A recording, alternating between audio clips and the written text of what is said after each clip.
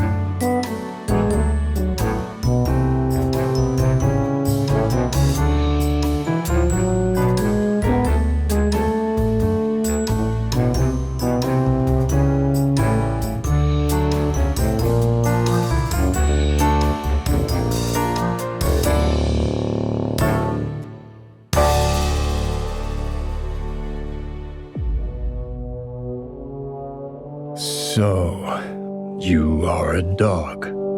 I am the Batman. I'm not really great with animals. Yeah, I'm not really great with people. Probably because of my traumatic puppyhood. As a child, my family was taken from me. As a puppy, I was taken from my family. So I steeled myself. My emotions always in check. No one ever getting past my impenetrable defenses. Ah, what the heck? That can't be sanitary. Every day, me and Soups hang out. You literally worship the ground that dude walks on. Technically, he flies. Batman works alone, except for Robin. And Alfred, Commissioner Gordon, my IT crew, whoever Morgan Freeman played. What do I have here? Squeezy Bruce! Squeezy what? That better be a licensed toy or I will freak out.